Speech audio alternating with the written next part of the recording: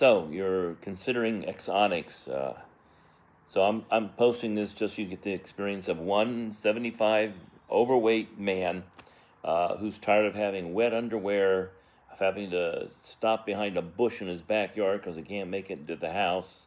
Who's always wondering where's the bathroom at whenever I go someplace. Been taking medication for the last few years. And it has helped because when I'm off of it, it's much worse, but it's not good. Still not a good thing. I carry in my car and in my wife's car a little duffel bag that has a change of clothes in it because got to be ready because that's what happens. And so I was introduced by my doctor this thing called InterStim Axonics is one of the companies that makes it. And I've debated about it, I don't know, maybe almost a year. Look things up and check things out. And finally, I was like, wow, my life would be so much better if it wasn't always about where's the next bathroom that I have to go to. Unless it's Buc-ee's. So Buc-ee's bathroom's okay. I don't mind going there all the time. For those who have been to Buc-ee's. But yeah, so you get this folder, and I would suggest if you're looking at it, you ask to get the folder right away. I didn't get the folder till at the end. I don't know if that's coming out as Axonics Therapy, but that is what it says. If it's backwards, it's Axonics Therapy. And you get a folder, and they've got logs in there and questions and answers and all that for you. I wish I had it from the beginning because it answered a lot of questions I was trying to solve on my own. I used YouTube a lot. Yay, YouTube. And I watched the operation. I watched 2 operations from beginning to end. Watched animated operation. I listened to people, mostly women, who had gone through it. But on my last day, there was a gentleman that was on, and he had some difficulties with it, and even had a little bleeding. I didn't have any of those things, but I was so grateful that he had posted. So I just felt like, you need to hear from somebody else, another person who's gone through it and what it's like. So I'm right now in it happened Thursday, Friday, Saturday, Sunday, Monday. It's Monday, Labor Day. So I guess it would have come out today if the offices were open. So tomorrow the wires come out, and that'll be I'm told like a 5-minute appointment. Of course, not including the time you sit in the waiting room waiting to go in. But anyway, so here's what happened. I go in. I had a 2:00 appointment. There were 3 other people waiting, and I discovered somebody else had already gone in and their procedure had begun. So my doctor does these procedures the last Thursday of every month, and it's all he does all day long. Because I noticed when I left, that waiting room was having new people coming in for the next round. So you sit there and you wait till your name's called, and you go in, and then a nurse meets with you, and they talk about your medications, making sure any medication you shouldn't be taking you stopped at least 5 days before. That for me, that was baby aspirin, multivitamin, and meloxicam.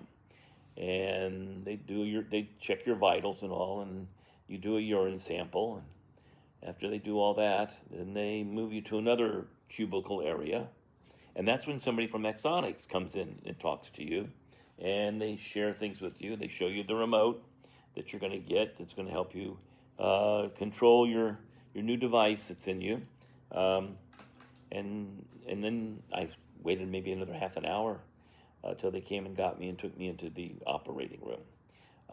And they didn't have me get into a gown. I was really surprised. No gowns? No, just loosen your pants. I just wore shorts and a light t-shirt, and knowing I didn't need a lot of clothes. And so, considering what they did, I'm really grateful. I didn't wear lots of other clothes and all that.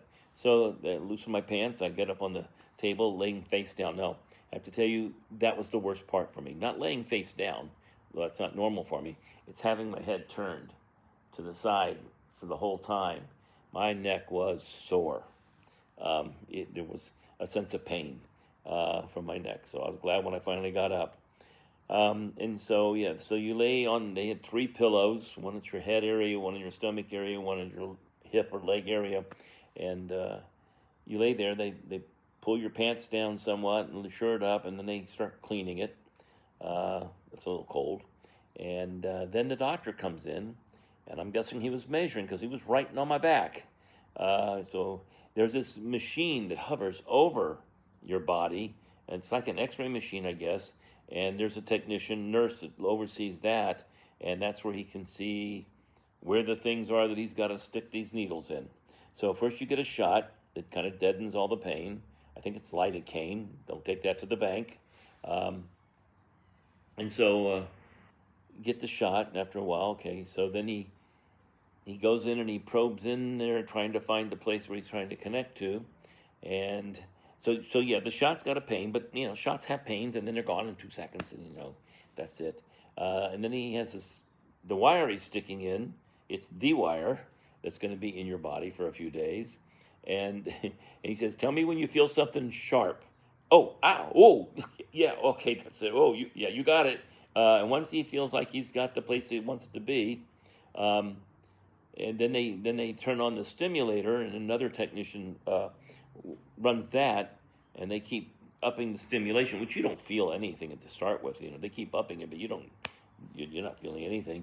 And then finally you feel something. So on the right one, what I felt was a pressure down by my tailbone. Yeah, I'm feeling some pressure. Okay, good. So he felt good about that. And then we went to the other side. The shot, maybe the shot was done to the other shot. I don't know, remember exactly, but you get a shot there too. And now the wire goes up in that one. And all right, tell me when you feel something sharp. Oh, yeah, ow. Yeah, you got it. He was happy with that when he got that. And then we did the stimulation. Now, this time, the stimulation wasn't a pressure. It was funny. I started feeling this vibration in my man part. And it was kind of, oh, okay, that's kind of strange. But they were happy with that. And that was it. I didn't see my doctor again after that.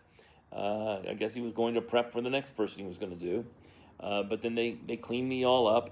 And then they put bandages on me, and I guess the adhesive or whatever, it was warm. There was a warmth in my back as they got to put a bandage over each of the wires, and then they got to put a bandage over the controller that's taped to your back.